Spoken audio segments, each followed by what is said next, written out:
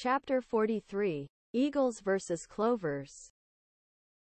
Approximately 3 months had passed since Sylvanetia had proclaimed herself Queen of Pizcet in an arms festival in the streets of the town, in the first days of August. She was still absent in her physical presence as director of the school. One morning on Tuesday, August 3rd, the days were very different. The sun almost did not rise, cloudy days predominated, rain, storms. The news said that the flow of the Pizcet River had increased. The Great Bay was alert for the high tides and strong waves as had not happened in a long time. The days were calm for the entire group, but the atmosphere did not seem so. That morning after literature class, Professor Clovers called Gavin to his desk. Gavin, this year's Fudblaze Cup tournament will be on Saturday, August 27th. You and your team can start registering now, the teacher commented. Okay, I'll inform my classmates, Gavin said. Oh yes. Before I forget, the director Silvana told me that your team is already authorized to participate.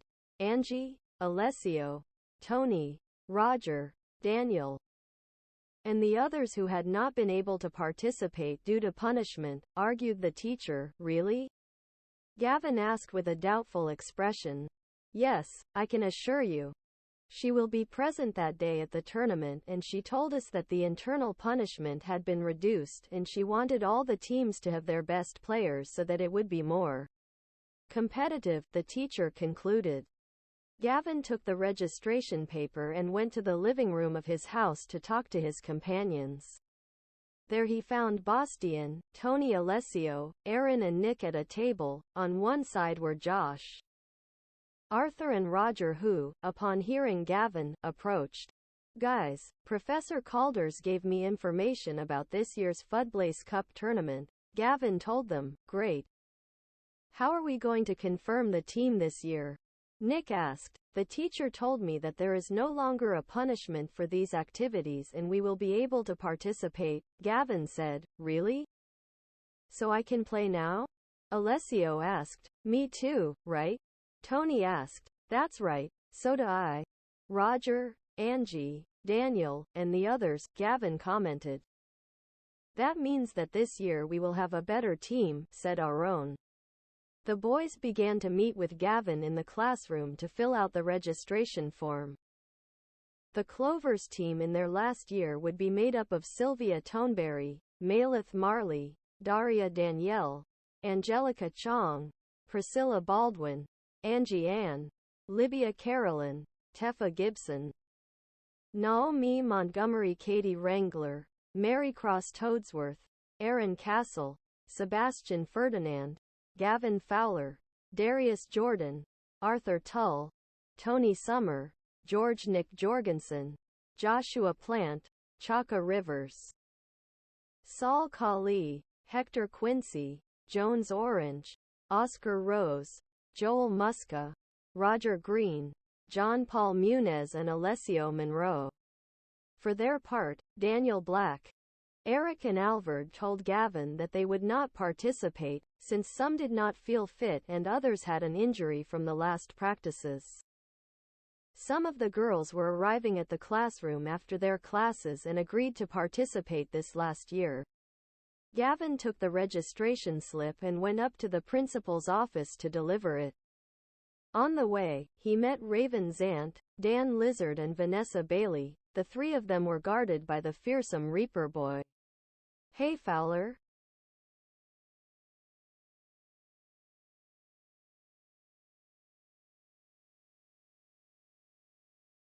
Are you all ready? Were you and your sinful friends able to sign up? Ha ha, Dan said, while Raven Zant laughed next to him. They will still lose this year, they are a team of failures. This year the Eagles will win the championship, Vanessa yelled at him. Next time they should form the team, but in jail, shouted another boy who approached them. Gavin ignored them and continued on his way to the office to deliver the ballot. The days passed and the team began to practice both on the school field and at the ranch. In addition, the boys had bought new uniforms for the team, since the previous ones were a little old. That is how they made an elegant colored uniform. Viridian or Viridian green, with some black trim. Short-sleeved t-shirts, high socks and shorts for boys and petticoats for girls, both black. The name of the Jade Clovers in a cursive letter traced the entire t-shirt underneath of the buttons. While they were at the ranch after Fudblace's morning practice, one of the branches that supported the ranch passed all over the ceiling of the common room. Angie and Black were talking with Louis, when suddenly they prostrated themselves through these branches. A little squirrel and a baby owl. "Oh, look guys, how pretty," Angie said. "Samantha told me that she has been watching that squirrel walk around the ranch for days. She says she made it her pet," Louis commented. "Aura told me that the owl was her pet. It has been abandoned for months by the mother," Black commented. "And do they have names?" Angie asked. "Well, Samantha named that squirrel Mongo," Louis said. "Aura named the little owl after Xavier," Black commented. "Xavier!" Angie exclaimed. "Yes, Xavier," Black said. The day of the long-awaited Fudblace Cup tournament arrived. The last of their lives as students, the school's Fudblace field was packed with students, teachers and all the faculty staff. The teams took to the field. First the Canaries with a slim yellow and gold uniform with black trim, as they were the defending champion of the previous year. Followed by the Scarlet Eagles with their uniform of black vertical stripes and vermilion red. Vermilion, behind them, entered the Clovers of Jade, who were maintaining eye contact with the Eagles players, as they were staring with malice or bad intentions at the club's boys. Then, the players from the Knights team entered, with a shiny black on their uniforms like the plumage of crows, and some silver trim, and behind them walked the Lions with their colorful mauve uniform and fuchsia on their trim. And finally the Falcons teams with a uniform different from the previous ones, a suit white with light blue trim, the Violet Gems with a lavender uniform, and the Bees with a saffron orange uniform with tan trim. And leaving a free space, the teachers' team entered with a uniform of stripes with red stars and white and some blue trim. The boys on the playing field looked towards one of the boxes on the Fudblace field. Sylvanisha was at the top next to the teachers who were waiting for the start of the tournament. The swearing-in began by teachers Cindy Marks, Daryl Martin and Masoud Micah. They asked all the students to raise their right hands. "You will not hit, you will not attack. You will not use magic or weapons against your rival. Let it be a fair game," said Professor Daryl, and everyone shouted, "Yes, I swear." "Well, now I will tell you the order of the matches," Professor Cindy exclaimed, and began to say, "The preliminary match will be professors see their clubs.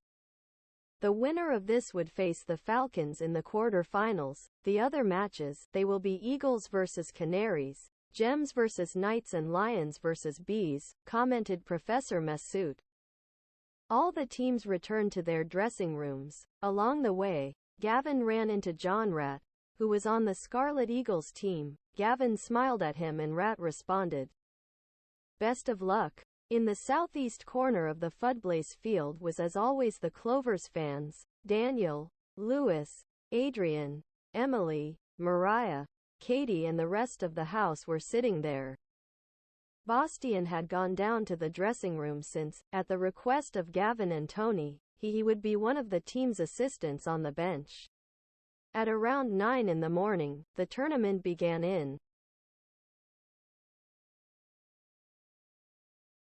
its 125th edition, where the professors vs Clovers would face each other. In the dressing room, Gavin indicated Aaron, Tony, Nick, Alessio, Roger, Priscilla, Angelica, Maleth and Sylvia who would be the ones who would play the game. "Alessio, you will be the catcher, Aaron will be the pitcher, if we advance in the second game. We will rotate the team," Gavin commented. "What about the other positions?"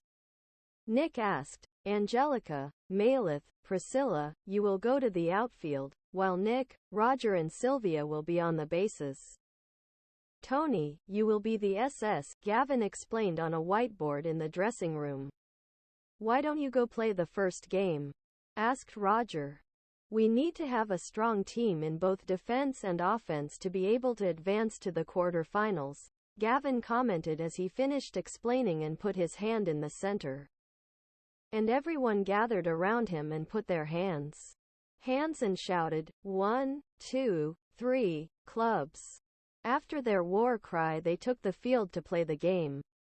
Before the start of the match, Gavin came out with Professor Calders for the captain's raffle. Professor Darrell threw the coin into the air. Gavin had bet on Pizcet's shield and Professor Calders on the contrary. When the coin fell into the grass, fell on the shield, Gavin had won the raffle, so the Clovers would start in the kicking box and the professors on defense. The game began. Professor Calders was the professor's pitcher, and he began to throw his balls towards the catcher, who was Professor Jean Gross. On the kick line they were waiting their turn: Nick, Tony, Alessio, Angelica, Mary Cross and Priscilla, since Aaron would be the first to kick. Aaron stood in the kicking box and Professor Calders threw his first ball quite quickly, and Aaron with his strong shot took the ball out of the field of play to make his first run. He ran at full speed around the bases celebrating. While in the dugout they jumped for joy. The Clovers were 1-0 up on the scoreboard. Following this, Angelica was preparing to kick.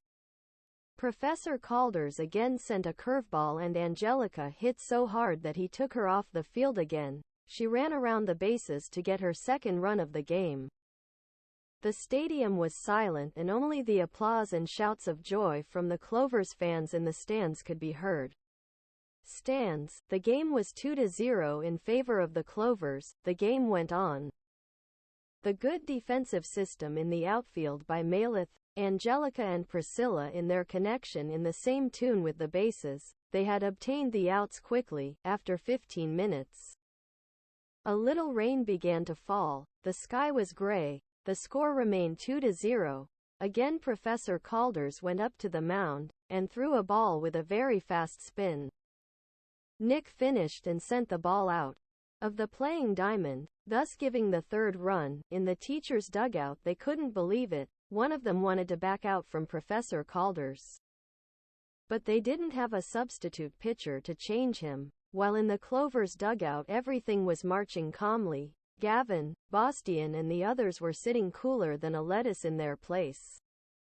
Then it was Priscilla and Marycross's turn to be in the kicking box. Marycross was quickly eliminated by 3 strikes. A ball managed to elevate it but fouls field. On Priscilla's turn, Professor Calders threw and she sent it to right field, where the player who was in that position could not catch it. It escaped from his hands, causing Priscilla to reach first base. Then it was Alessio's turn, where he, in the same way as Priscilla, sent the ball to right field, where the player in that position was a little nervous. Priscilla moved to second base and Alessio to first base. The errors continued for the professor's team, since Alessio, in a quick maneuver, stole a base. The player who was there had not noticed. So Priscilla was on third base and Alessio on second. The next in the box, the kicker, was Tony, and he used his left leg to launch the ball. Professor Calders sent the ball to the left side of the field, thus giving a run, counting the 2 that were already on the bases, and the score was 6-0. Professor Calders on the pitching mound could not believe it. His expression, it was denial. He moved his face to both sides and then lowered his gaze with his head down. The match ended with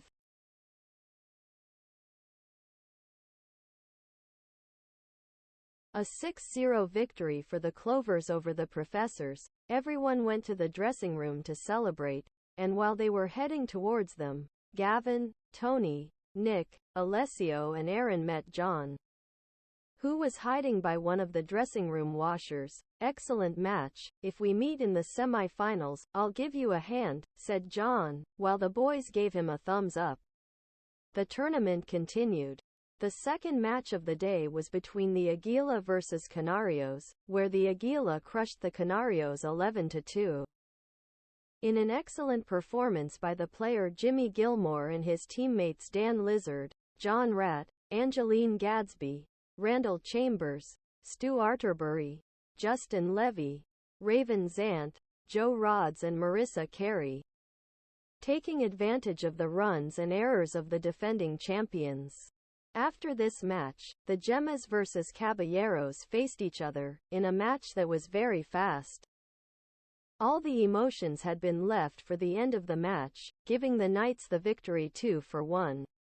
In the penultimate game of the quarter-finals, the Lions vs. Abejas faced each other, where the Bees won with a score of 3-1 against the Lions, and to end the quarter-final round, the match between the Clovers vs. Halcones would begin.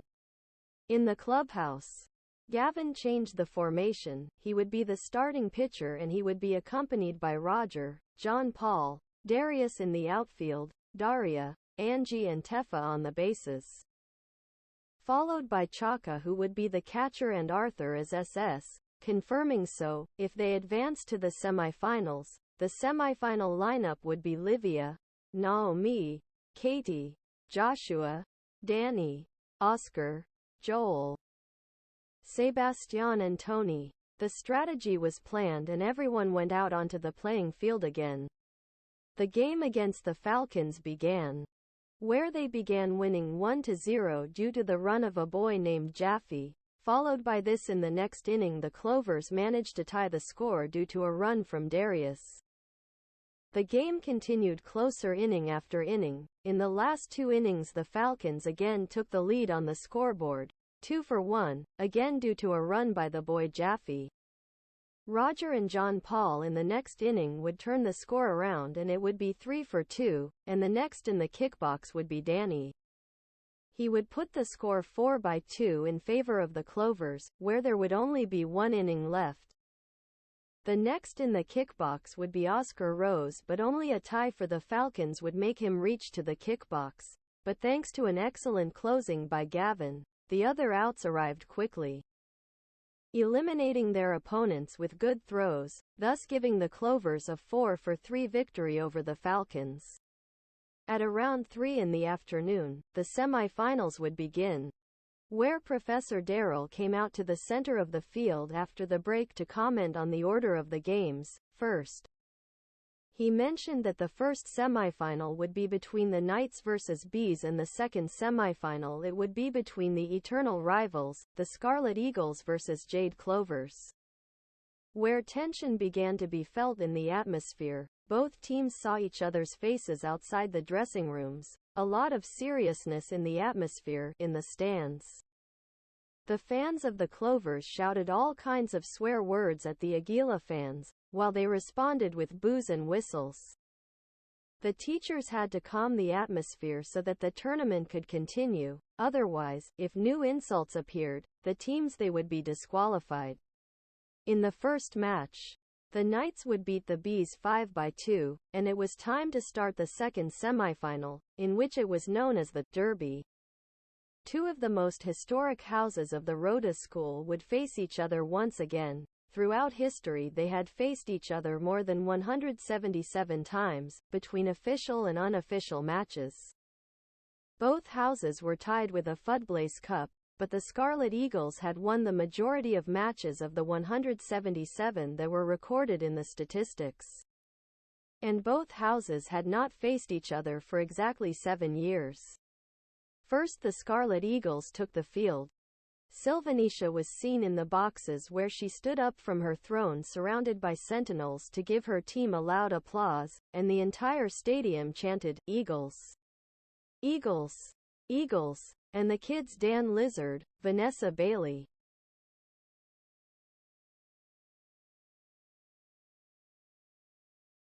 Garibaldi, Aaron Reaper, Angeline Gadsby, John Ratt, Jimmy Gilmore, Raven Zant, Joe Rods and Marissa Carey ran out onto the field.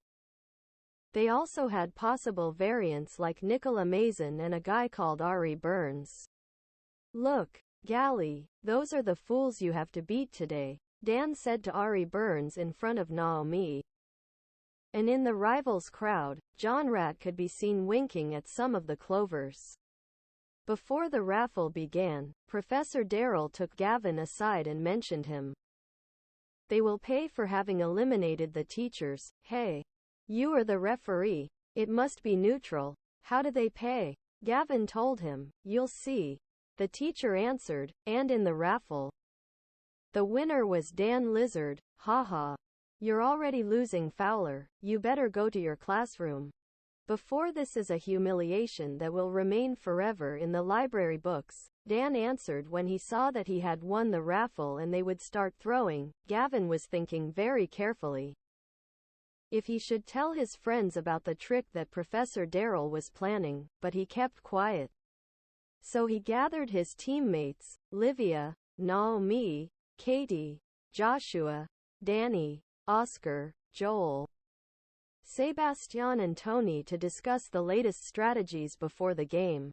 The game began. Josh was designated as the pitcher, so they would start kicking. Dan went up to the pitching mound and had to first face Josh, Tony, Sebastian, Oscar and Danny. They were the first to kick. Dan, with exceptional throwing ability, quickly eliminated the Jade Clovers kickers, so the score remained at 0-0. In the next inning, the Eagles went up 1-0 with a home run by Jimmy Gilmore that took the ball from the playing field. In the stands were Fergie, Yasser, Alexa, Black, Lewis, Alessandro, Kim and other boys were with whistles, scarves, faces painted on their cheeks, drums making noise. Little by little they began to decrease the scandal, since they were losing the game. While in the front stands, the Aguila fans were in an uproar. After a few innings, Marissa Carey put the Eagles up 2-0. When it was John Rat's turn, he kicked on purpose so badly that his balls always reached the hands of the Clovers outfielders or the ball. He was going to the foul area. It was his way of giving his friends a hand. Hey Rat, what the hell is wrong with you? You must kick better. Joe Rods shouted from the dugout and Rat raised his hand to apologize. In the next inning the clubs were again quickly eliminated by pitcher Dan Lizard. Oscar, Katie and Joel couldn't do anything in their innings, so in their next turn, Nicola Mason was preparing to kick for a substitution in the lineup and she converted a home run to give the scoreboard a 3-0 score. The Clovers fans were silent. The cheeks of the girls who had been painted green were streaming with tears. They knew that elimination was just a few innings away, and they would lose the dream of seeing their team win a second cup in his last year. Gavin raised his hand and approached Professor Mesut to ask for a timeout in the game. So everyone went to the bench to rethink their ideas. That guy Dan, since when is he so good at throwing? Josh asked. It's like they're doped, Naomi said. We need a play where we have the bases loaded to be able to tie the score or come back, or make a grand slam to win the game, said Oscar. Come on guys, I know you can do it, you're better than them. Whatever it is, whatever's going on with those guys, we can beat them, just be careful and trust your talent. Gavin said. Be careful? Why? Tony asked. I think in a while, they will cheat us. Then I'll tell you. Gavin concluded. When the referee blew his whistle to warn that the 5-minute timeout had ended, the teams were to return to their positions. Play ball, the teacher shouted. For the second part of game, there was something unimaginable. Oscar Rose was preparing to kick and managed to make a run, putting the score 3-1. When he scored this run, the entire bench jumped for joy that they could tie the game and then try to win it. The stands where his fans were began to rejoice and the whistles and drums once again set the tone for the game. Then, in another great opportunity, Joel kicks the ball and heads to right field, where John Rat was there and he released the ball left his hands on purpose and it continued its course through the garden, where Rat, instead of running quickly for the ball, was jogging to give the Clovers player the advantage of rounding the bases, when Rat took the ball and threw it until third base. Angeline, who was on third base, released him and the third run of the tie fell for the Clovers. The score was 3-3. Then, on the next play, Tony was preparing to go to the box. Dan Lizard saw Professor Darrell again. They both stared. Dan was preparing to make his shot. Gavin watched the exchange of glances between Dan and Professor Darrell, and that seemed suspicious to him. Dan makes the throw with a curved ball and Tony kicks with all his strength, sending the ball out of the field. It was a home run, and when he is about to run and the fans are excited, Professor Darrell enters the field and cancels Tony's play. Where the bench goes to Professor Cindy. Professor, what's going on? Did they cancel the play? Alessio asked. Tony stepped up, added Teacher Cindy Marks. That? Until now I hear that rule, said Gavin. Don't worry, Fowler, the play will be repeated, said the teacher. Yes. But the home run that they just stole from us will not be repeated, said Alessio. And where Teacher Cindy? He approached Professor Darrell to tell him about the complaints from the Clovers bench. And he admonished Alessio. The game continued again. Dan Lizard threw again and Tony finished, but this time he sent the ball towards the foul zone. There were 2 outs. I imagine that's what you meant with what you said a while ago, Roger whispered to Gavin on the bench, and he replied, that's right. It's like they want to eliminate us from the tournament, Gavin commented. Then it was Naomi's turn to go to the kickbox. Naomi hit Dan's first pitch, but it fell into the hands of the Eagles center fielder and the inning ended, the score still 3-3. In the next inning, Naomi positioned herself at first base, where the one coming to the box was Raven Zant. Naomi looked at the girl and remembered the incident a few years ago in the women's bathroom. Josh threw the ball and Raven kicked the ball towards center field, hitting the grass, and when she was about to reach first base where Naomi was waiting for the ball from a teammate of hers, Raven slid across the red clay of the field and hit the ball with great force. Naomi's knee, where she fell very badly and began to hold her knee in pain from the blow. Raven Zant got up and responded, "Get up. Don't make a drama." And upon seeing this action, the entire Clovers bench came out against Professor Darrell to complain about the play. Gavin, Bastian, Alessio and Tony swore at the professor. This is shameless. They are robbing us from under our noses. There is zero sportsmanship and fair play in this tournament, the boys shouted in front of the teacher, who maintained his usual seriousness and told the 4 that they were expelled from the game.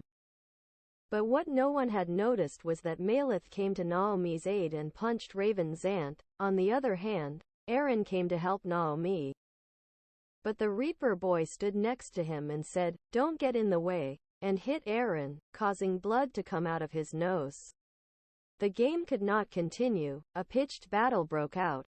The people who were in the Clovers stands began to run towards the playing field to help their teammates. Leanne, who ran to the center of the field to help Naomi, was kidnapped by Reaper and he left the playing field. Vanessa Bailey hit Professor Massoud and knocked him out, and she left with Reaper, while the other players also fled with them.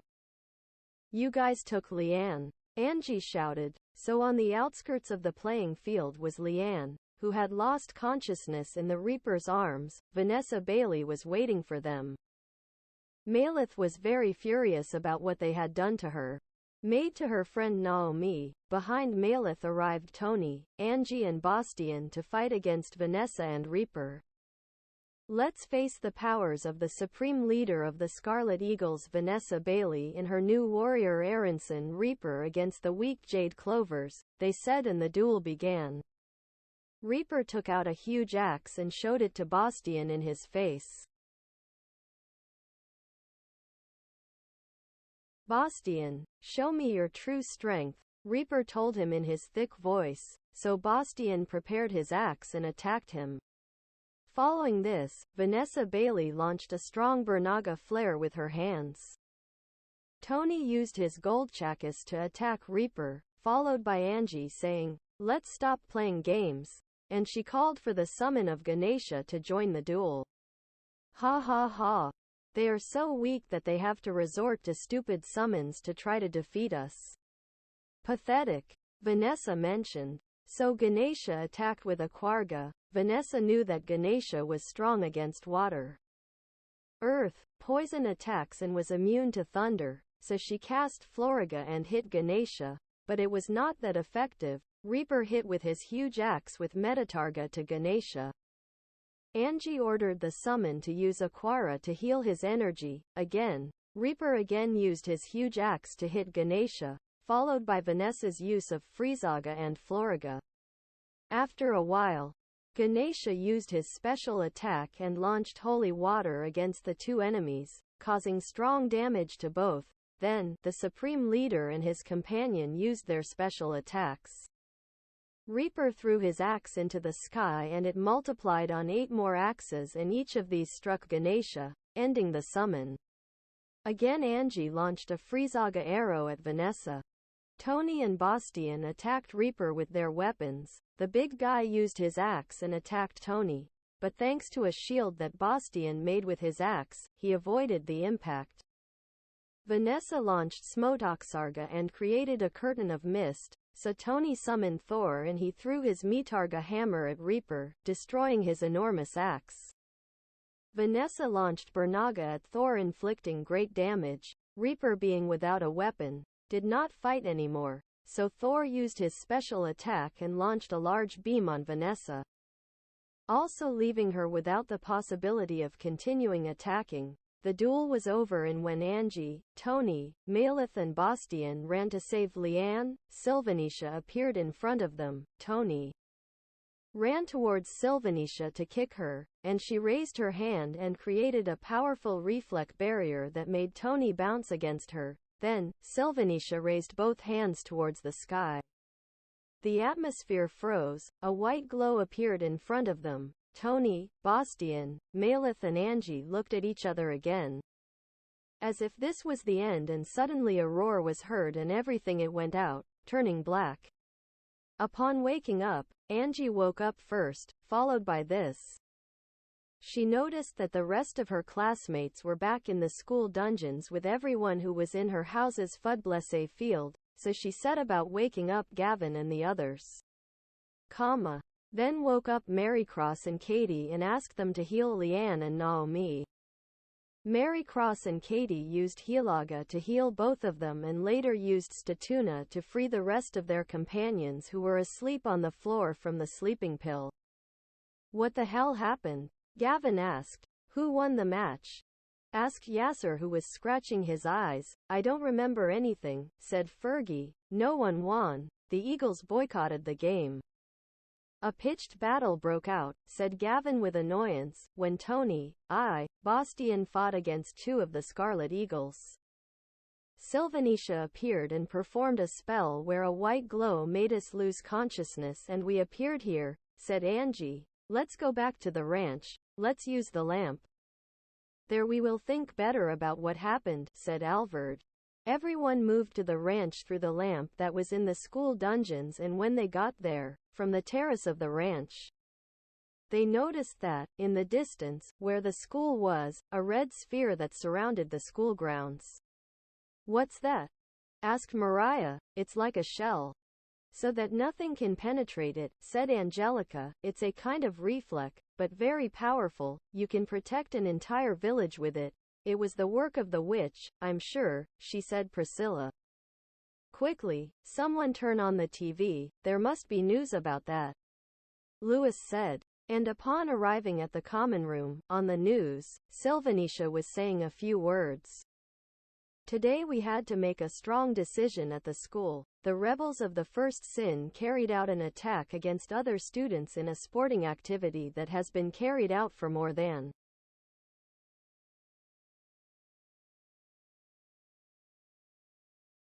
100 years at our school. We have had to take it very seriously. We have had to expel these henchmen. Some were sent to the dungeons, but others of their followers still lurk around. We have had to protect the school grounds with this energy barrier. Malevolent forces want to penetrate our walls. In the attack, many people were injured and lost their lives. In the next few days I will be informing you of the new measures that we will take in retaliation against these rebels. Guys, I'm afraid we won't return to the school until we win this battle, said Angie. I think that this energy barrier, the students and teachers who are inside the school, will be killed or turned into soldiers at the mercy of the witch. Gavin thought, looking towards what was seen on the horizon. If we want to face that witch, we must think about how to penetrate that barrier, said Lewis. Dark times await us, said Roger. We must do what the guys from OVLAT told us. We already have the latest weapons, the magic, the powers of the sages. We must raise our level and be prepared, said Angelica. Yes, since at this moment we won't even be able to tickle him. With his reflex bar he hit Tony hard, said Emily. We must be motivated. Nothing will stop us, said Tony, touching everyone's shoulder as a sign of motivation. What will happen to the Scarlet Eagles? Asked Bastien. I would believe that. At this moment, we are the only active students of the school. Within that barrier, the powers and forces of the other students are currently being used to give more power to the witch, said Alessio. How do you know that? Chaka asked. When your heart is evil, it can convert light magic into something extremely powerful. If you have given your soul to Zaitan, she can absorb the souls of others to turn them into her power, said Naomi. Will all the souls of the school give power to the witch? Asked Chaka, and Naomi said yes with affirmation.